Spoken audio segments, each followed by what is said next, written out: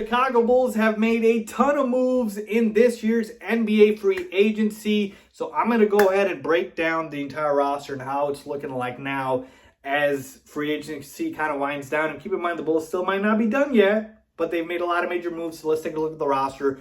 What is going on, y'all? Voss Sports all back at it with another video talking, of course, some NBA here to talk about the Chicago Bulls. So again, if you are a Bulls fan, hit that big red subscribe button down below, folks. It helps me out a lot. Make sure to follow me on all my social media platforms and hit the bell icon so you're notified every time I drop a new video, folks, because I do so a lot. There's a ton of breaking news. I'm trying to get to you guys the analysis as quickly as possible. You see the whiteboard behind me.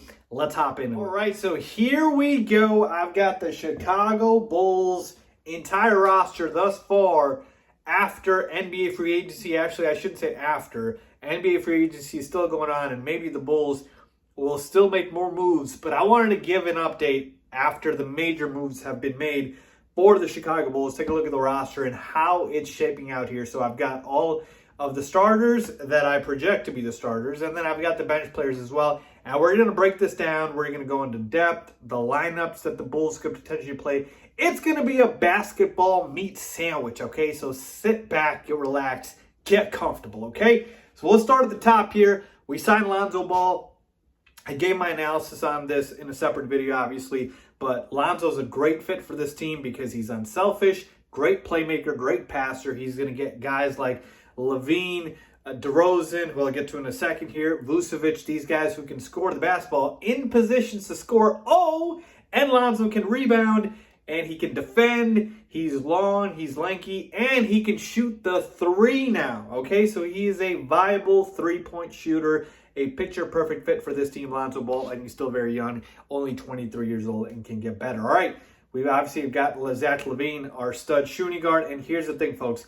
Zach LaVine is going to be key here because if he takes that ascension into superstar level, I'm talking superstar, the Bulls are a contender.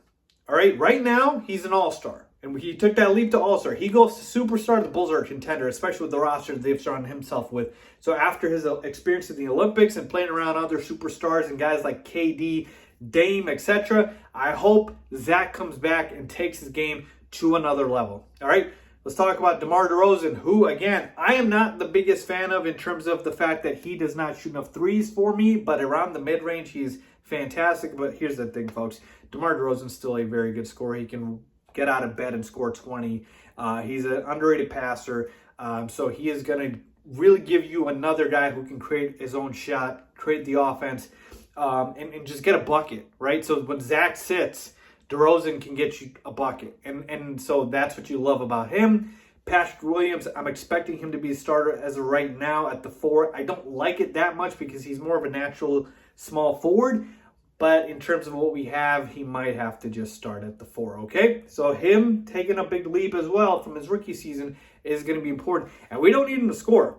All we need him to do is rebound, defend, and shoot the 3. That's it. So Pat will, I hope you take that leap. And then finally, our stud center, Nicola Vusvich, who can obviously drop 20 and 10 every single night.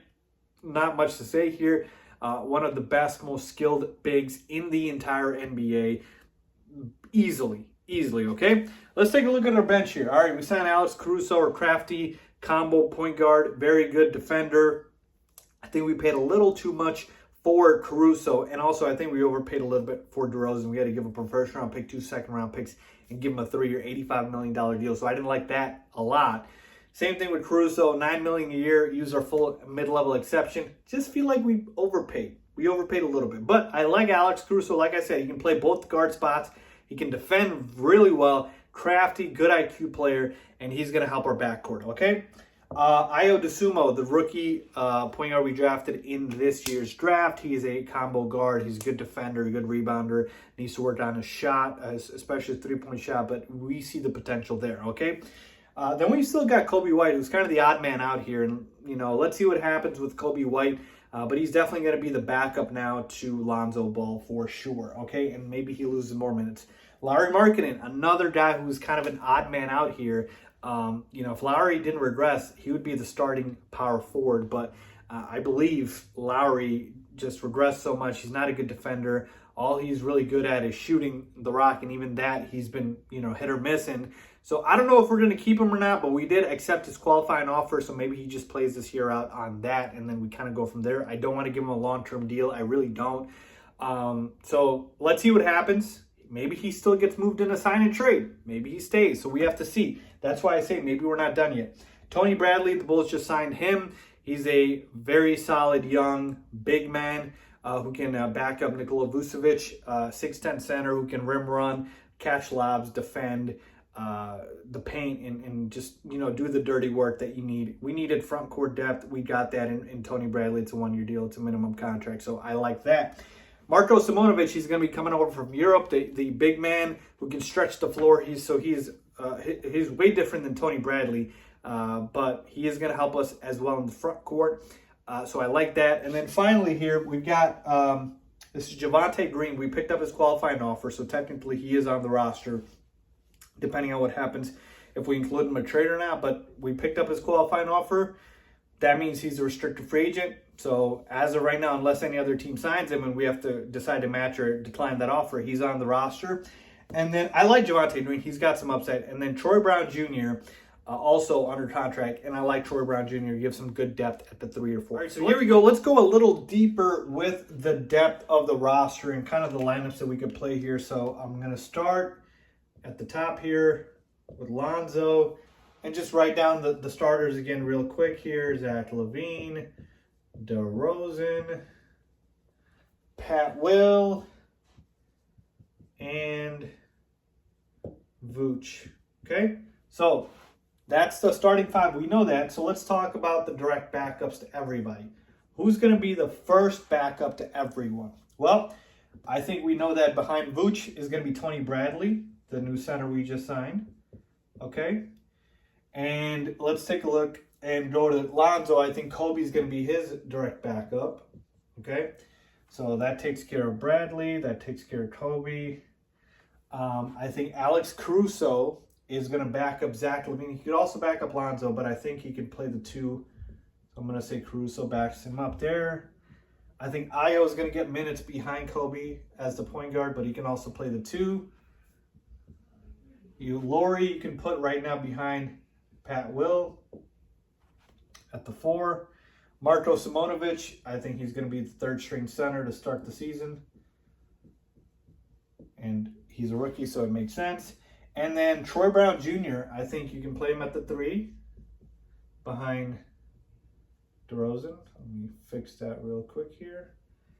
And then Javonte Green as well can play both positions, either the 3 or the 2. So you can actually put him behind Zach LaVine as well. So there you have it. Takes care of the entire bench here. And now look at this versatility here, folks. Look at this versatility. You've got essentially 1, 2, 3, 4, 5 guys in the backcourt, 6, because DeRozan can also play the 2 or 3. I think on the court at all times, you got to have at least one of Zach LaVine, Demar Derozan, and Nicola Vusvich. You got to have at least one of those 3 who are your shot creators and your scorers. So you got to have those guys so that the offense can always go through somebody. But you can also have other guys as well. But one of those 3 surrounded by other guys. Like I said, I don't know what's going to happen with Lowry, but we're talking about 1 All-Star, 3 All-Stars, a borderline All-Star in Lonzo Ball, an ascending guy, another young player in Patrick Williams, another young player in Marco Simonovic who can get better. Or you can flip these guys and go out for another guy like a Pascal Siakam, right? And get this team even stronger. So right now, as of right now, folks, take a look at the Eastern Conference, okay? The Eastern Conference got the Bucks. We've got the Nets. Those 2 teams, clearly the top 2 teams in the conference. I still don't think the Bulls are better than those teams. I get that, right? But after that, what do you got? You got the Heat, who made some moves. Kyle Lowry, they signed him. Markieff Morris, guys like that. And then you got the Sixers. Who knows what's going to happen with Ben Simmons. You got the Celtics. They lost Kemba Walker. It's really just Jaylen Brown, Jason Tatum. You got the Hawks, who are solid. They made a run, but again, maybe if it wouldn't happen with injuries. So you have all these teams, and maybe I'll even throw in the Knicks. I think the Bulls are in this mix right here of teams in the Eastern Conference. So we're talking about a potential team that can be as good as the third best team in the East, and at worst case scenario, worst case, the sixth best team, right? So what is this? 2, 3, 4, 5, 6, 7. There's no way the Bulls are going to be worse than all these teams. They absolutely, I don't think at this point, are better than the Bucks or the Nets. But in the second tier, I think the Bulls can beat any of these teams. Any of these teams the Bulls can beat. Look at this roster, folks. Again, 3 All-Stars. 3 guys that are bona fide All-Stars, 20-point scorer.